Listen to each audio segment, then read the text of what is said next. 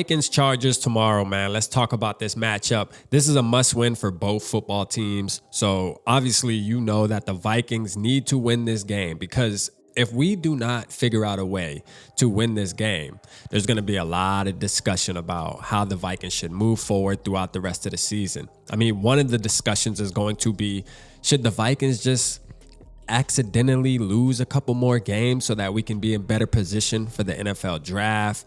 Is there really an opportunity for us to win the NFC North? We need to make sure the Bears lose again. We need to make sure the Lions lose again, make sure the Packers lose again. But if we win tomorrow, which in all reality, I believe we can win this game. All right. There's no reason why the Vikings can't welcome in the LA Chargers into Minnesota tomorrow and curb stomp them. Okay. We should be able to curb stomp them. This team absolutely cannot stop the run. So being that they are one of the worst teams in stopping the run, what I expect is Alexander Mattison. And I don't know if they're going to add Cam Akers into the play calling tomorrow, which I believe they should, because as a running back, you can learn the plays that you need to learn within a couple of days for the most part. And he's coming from LA, where Kevin O'Connell obviously came from LA, and he has some familiarity there. So I believe Cam Akers can actually be plugged and played. Now, I still think that Alexander Mattison is going to be the RB1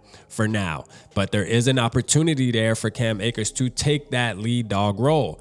Now, I want to see Alexander Mattison take control of this game tomorrow and run for 100+ yards.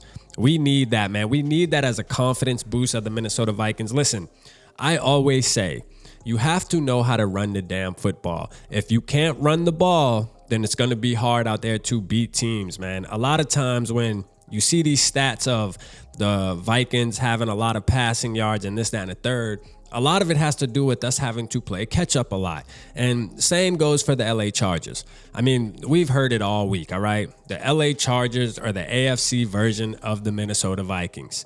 We have such similar football team. It doesn't make any sense, man. This is going to be like, I talked to SK when we were on our show on PSF, man. Shout out PSF. Y'all make sure y'all go over there and check us out, man. But when we were talking about this matchup, I said, listen, this game right here is definitely some playoff vibe atmosphere, man. I mean, this game literally has playoff implications without having playoff implications.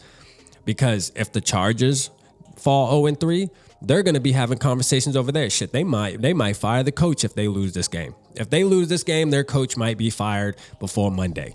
All right. If we lose this game, I don't think anybody's going to be fired, but I think there's going to be conversations to be had. Now, let's talk about Dalton Risner, because that's how you say it, man. You know, you're the Riz. Y'all know the Riz. The Riz, man. You got it. So Dalton Risner, do I think that he's going to get in and play? I do.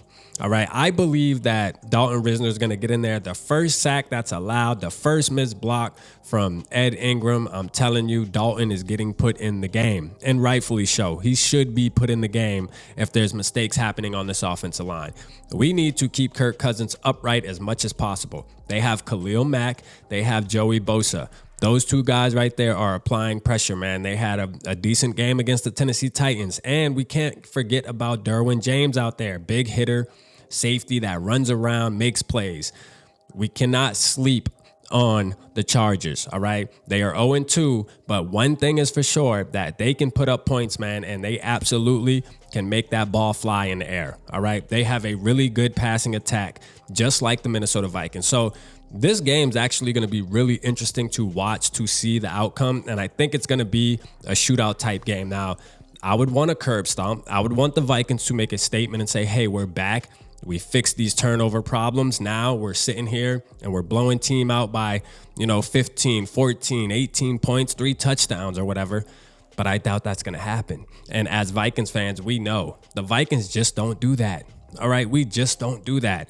But again, drop down in the comments what y'all expect to see tomorrow. I expect to see Alexander Mattison with a 100-yard game, and I expect Kirk Cousins to have a decent game with 2 touchdowns. I do believe that Justin Jefferson will get his first touchdown tomorrow of the season, because it's time. All right, it's time to put JJ in the end zone, man. And another thing, like I said before, after the Eagles loss, all right, make sure that Jordan Addison is your second read, or TJ Hawkinson. I mean, I love KJ. We love him as a guy, man. There is a spot for him on the team. There is a time where KJ can come in the clutch.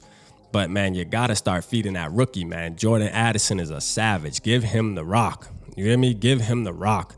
I expect the Vikings to win 28-24 tomorrow. I think it's going to be a real close game, although I don't want it. But, hey, you know our team, man, and that's what they're going to do, man. Y'all drop your score predictions down in the comments, man. Appreciate y'all tapping in. Holla at your boy.